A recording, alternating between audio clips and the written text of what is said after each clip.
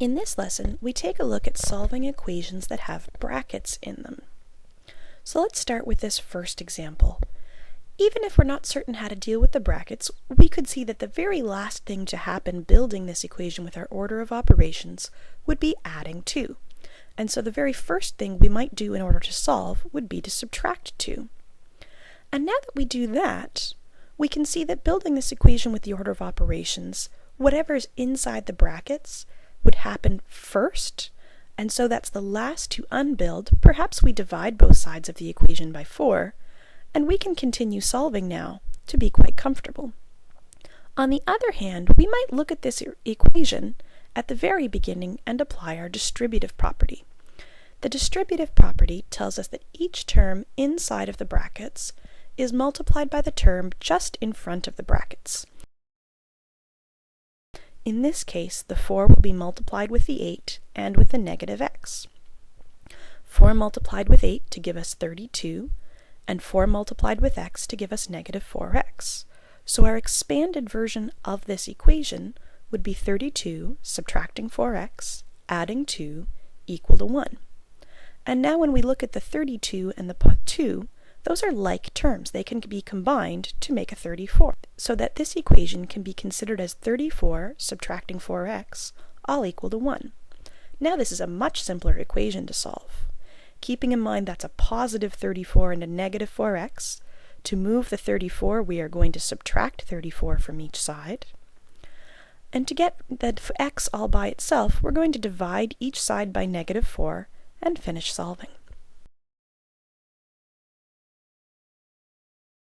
So let's take a look at another example.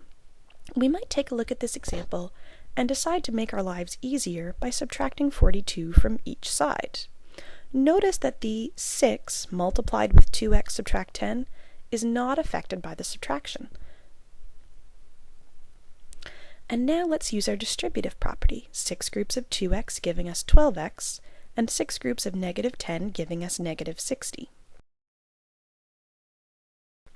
We can add 60 to each side of the equation, and then divide our equation by 12 in order to solve and find out that x must be equal to 3. Let's take a look at a more complicated example. In this example, we have the variable in 2 spots. This is an indication for us that we can't solve with a flowchart. If we can't solve with a flowchart, then we absolutely have to look at expanding using our distributive property. Another reason that this equation might look frustrating or scary is because of that 1/4. So if you'd feel more comfortable, rewrite the 1/4 as a decimal number. And now let's look at expanding. We're going to multiply 2 with b and 2 with positive 5. We're going to multiply our negative 1/4 with 12. Remember, use the decimal number if it makes you more comfortable. We're also going to multiply our negative 1/4 with positive 8. So now let's look at our expanded equation. And let's find our like terms. 2b and negative 3b are like terms. They add together to give us one group of negative b. Positive 10 and negative 2 are like terms. They add together to give us positive 8. Now we have a much simpler version of the equation that we can solve by subtracting 8 from each side.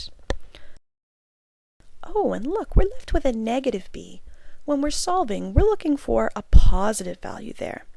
This tells us right now that the opposite of b is negative 2. We can use a little bit of logic, or we can think of negating both sides and find out that if the opposite of b is negative 2, then positive b is positive 2. Our goal with this video lesson is to remind ourselves how to use the distributive property and to be able to use it to simplify and solve equations that have brackets in them.